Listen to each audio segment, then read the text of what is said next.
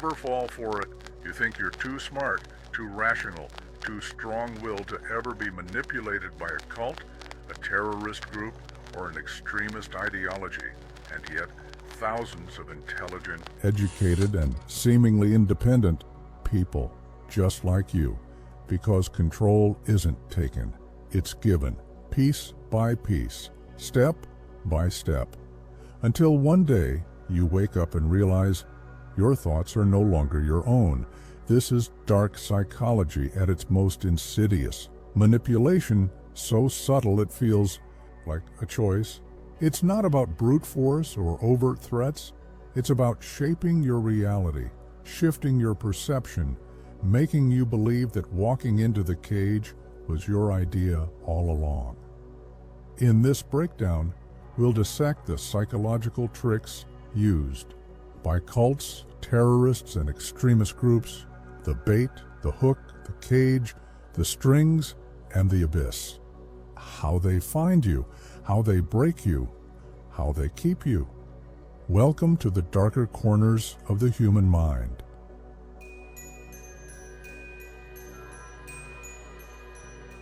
You were never looking for them.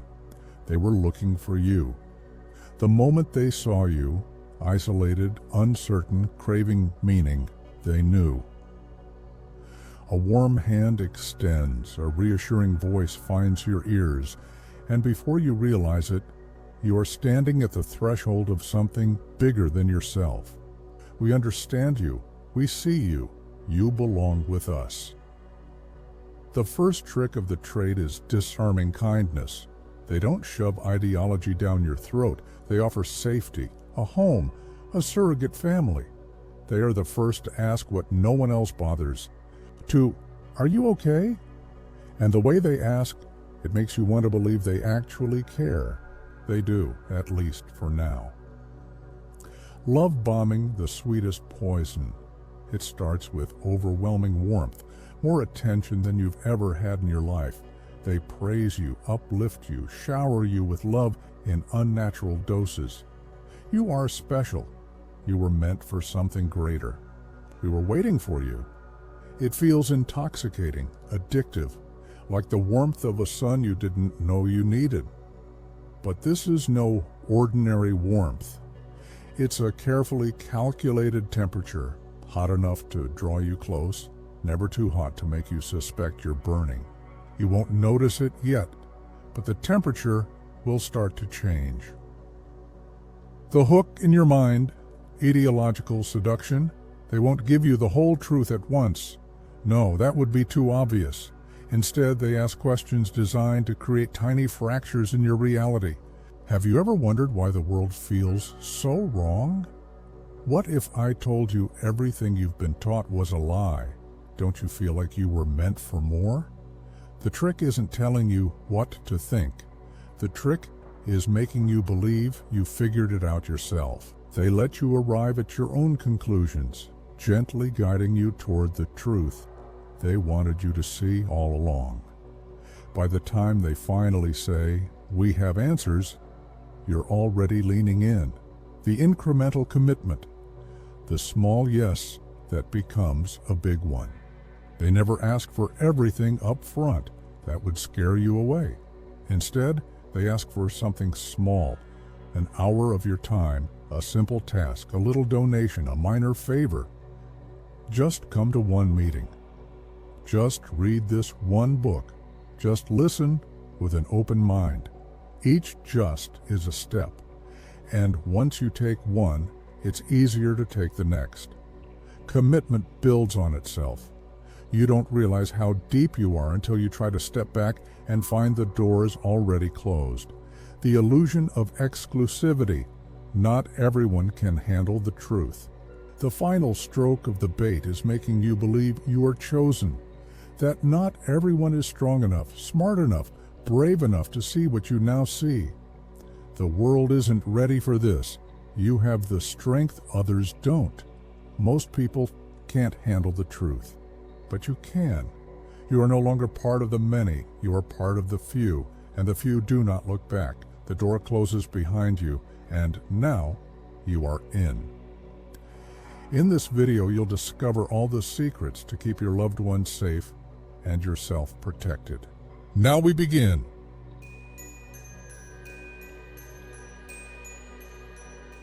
You were certain of the world once. Things had structure, rules, logic, but certainty is fragile, and doubt is a scalpel in the right hands. They don't tell you outright that your reality is false. That would be too obvious. Instead, they plant whispers. Have you ever noticed how nothing makes sense anymore? They feed the idea gently, subtly. A rigged system, a hidden hand, a grand deception that explains everything. You think about it, you turn it over in your mind, and then, one day, you start seeing it too. The world is a lie, and they have the truth. The fear engine, perpetual crisis, perpetual control. A mind in fear is a mind that can be shaped. You wake up to bad news every day. The world is dying. Your people are in danger. Your future is at risk. It's overwhelming, unrelenting, but they are prepared. They understand the threats, and more importantly, they know the enemy. There is always an enemy, a force working in the shadows, pulling the strings, a threat that can justify anything. They show you the patterns, media lies, government betrayals, historical conspiracies. It makes sense. The unease you always felt has a name now. Fear binds you to them. Because if the world is that dangerous, how can you ever leave? The golden cage. You chose this. There was never a prison, only doors you never tried to open. When you repeat their words, it feels good. When you reject outsiders, it feels righteous. When you fight for the cause, you are alive. Every day your conviction grows. You made this choice. You weren't manipulated. You weren't pressured. That's the trick. Make them think it was their idea. Your world shrinks to a single path. But you don't feel trapped. You feel free. Because freedom isn't about options. It's about certainty. And they've given you something better than choice. They've given you purpose, the point of no return, a cost too high. You've defended them in conversations. You've made sacrifices, cut off friends, argued with family. Maybe you've done things you never thought you would, and now to doubt them is to doubt yourself. To question them is to admit you were wrong. And how could you be wrong after everything? After all the time, the belief, the effort? No, the real mistake would be turning back. Because if you walked away now, what would you have left? So, you double down, you push deeper. Because to abandon the cause would mean facing the truth. You were never in control.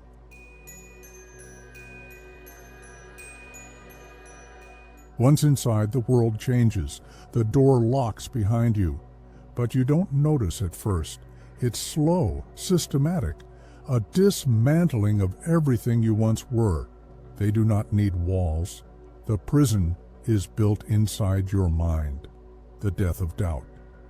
You begin to question, a flicker of hesitation, a whisper of doubt. But before it can take root, you're given a tool to crush it. A phrase, a chant, a sacred verse. Repeat it over and over until the thought disappears, swallowed by the noise in your own head. Doubt is weakness. Trust the process. Only the blind need proof. Repetition breeds obedience. Thought becomes reflex. Reflex becomes belief, until there is nothing left to question. The sleep deprivation and sensory overload, the disintegration of reality. Your mind is a fragile thing, and they know how to break it. You're kept awake. Too many meetings, too much activity, a constant barrage of words and movement. The lights stay on, the voices never stop. There's no room for silence, no time to think. A tired mind is easier to mold. You don't need rest, you need devotion. Push past your limits Surrender to the cause. Sleep is for the weak. And when your exhaustion becomes too much, when your body begs for relief, they throw in a moment of calm, controlled, orchestrated. The silence of indoctrination, not of reflection. You are grateful for the break, unaware that the cycle is about to start again. Guilt loops. You are the problem. Guilt is a chain heavier than steel. It does not need to be real to be effective. Everything wrong is your fault. The doubts you still feel, proof of your selfishness. The exhaustion, a sign of your lack of faith. You are not doing enough. You are not trying hard enough. The leader, the group, the cause, they are perfect. The failure is in you. Do better. Give more. Sacrifice everything. You confess your sins publicly, before the group. You admit to crimes you never committed because hesitation is betrayal, and the others are watching. The act of confession is not about forgiveness. It is about submission, about humiliation, the erasure of individuality. Your identity is not your own. It belongs to them now, the group, the cause, the movement. When you falter, they make an example of you. The shame is surgical, precise. They strip you down, force you to confront your weakness before an audience. The others see, they learn, they understand that stepping out of line means suffering. Humiliation is not the punishment, it is the cure. They break you because they love you. We do this for your own good. The weak must be purged. This is how we make you strong. And so, you thank them. You beg for another chance. The cage is now complete. There are no bars, no chains, no locks. And yet you could not leave if you tried, because the door is in your mind and you have lost the key. Before we dive into the next part, make sure to subscribe. Trust me, you won't want to miss what's coming next. Thank you for being here. Now, let's keep going.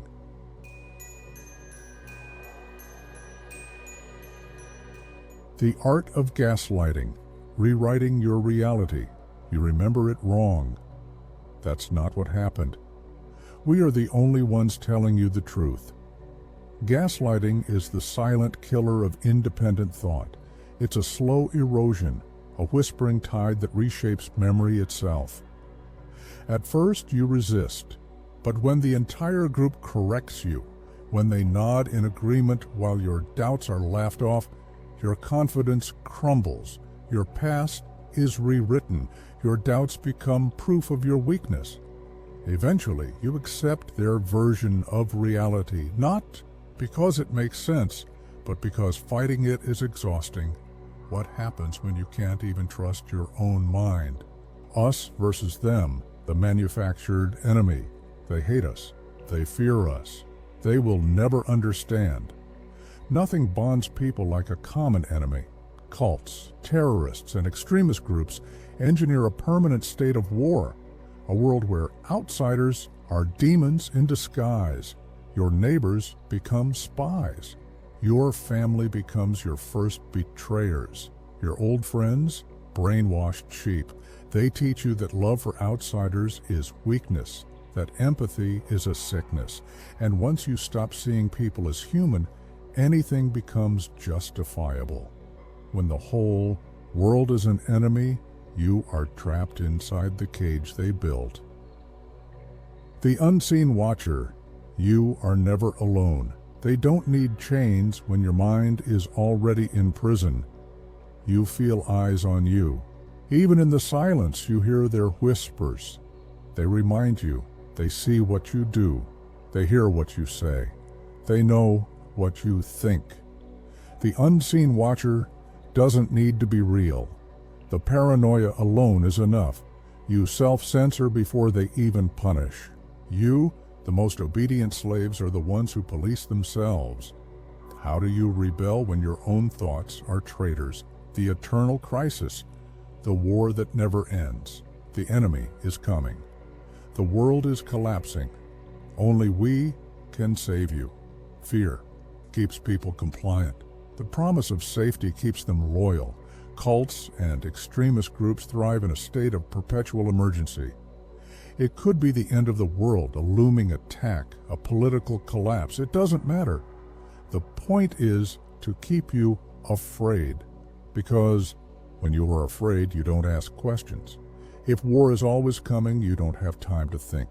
If the threat is constant, obedience becomes survival.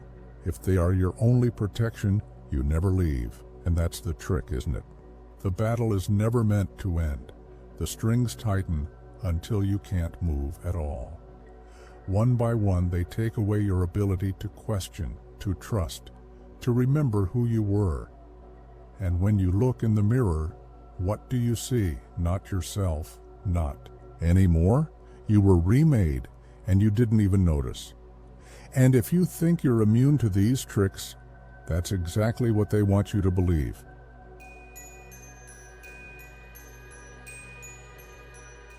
You are no longer afraid. That was taken from you long ago. They whisper it in your ear, in the slogans you chant, in the pages you memorize. Dying for the cause is not death, it is transcendence. The old world is rotten, but you are beyond it now. They show you the martyrs, the fallen heroes, the ones who made it. Their faces are etched in murals, their names spoken with reverence. At first, the thought of dying made your stomach churn, but that was before they rewrote death itself.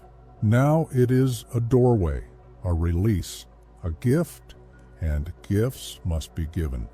Identity dissolution. The self is a ghost. You once had a favorite color, a song that made you dance, a secret dream about a quiet life.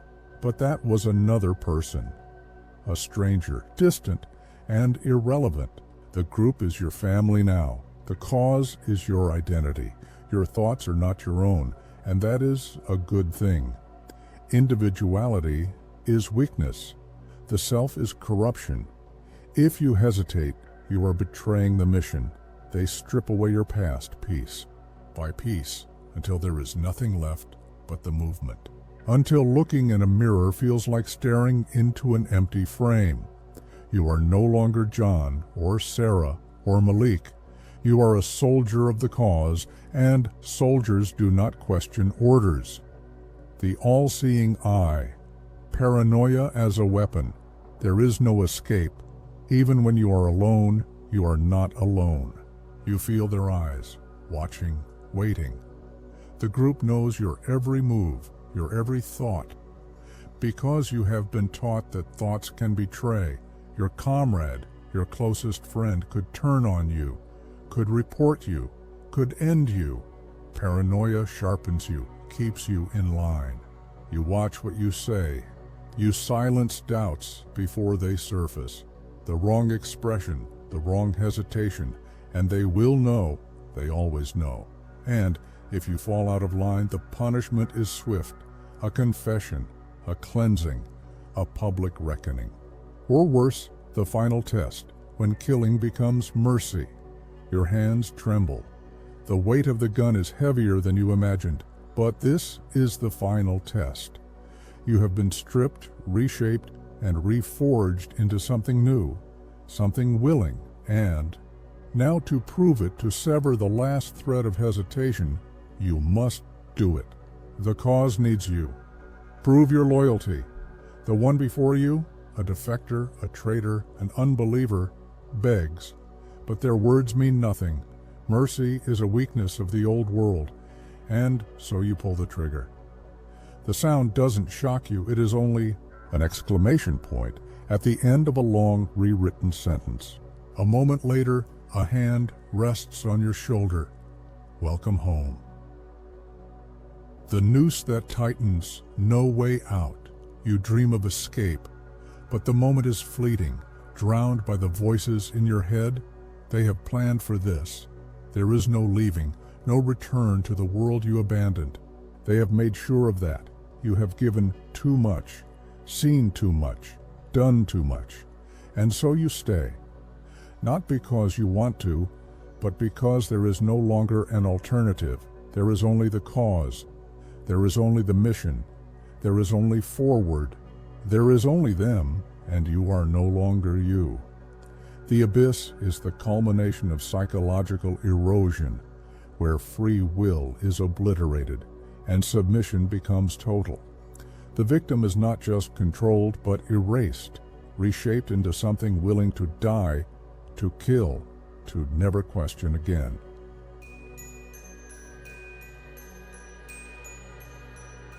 You don't walk away from something like this untouched. Even those who escape never truly leave. The whispers linger, doubts, guilt, the phantom pull of what once felt like absolute truth. Psychological chains rust, but they never fully break. These groups don't just manipulate the mind, they carve into the soul, sculpting obedience with a chisel of fear, love, and belonging. Some never escape, some don't want to. Cults, terrorists, and extremist groups are not relics of the past. They evolve, adapt, rebrand. The language changes, the banners shift, but the psychological tricks remain the same because they work. They appear in whispered rhetoric, in digital echo chambers, in movements that offer easy answers to impossible questions. They promise salvation, they demand submission, and they always find new prey. No one thinks they'll fall for it. No one believes they could be tricked. But manipulation is an art, and its most masterful strokes are the ones you never see coming. Question the love that feels too perfect. Doubt the enemy they paint in fire and blood. Ask who benefits from your obedience. Know that breaking free is war, but war can be won. This is not just about them. It's about you. It's about all of us. The world is full of cages disguised as homes, doctrines sold as liberation, and lies dressed in the velvet of truth. Look closer. Are you sure you're free?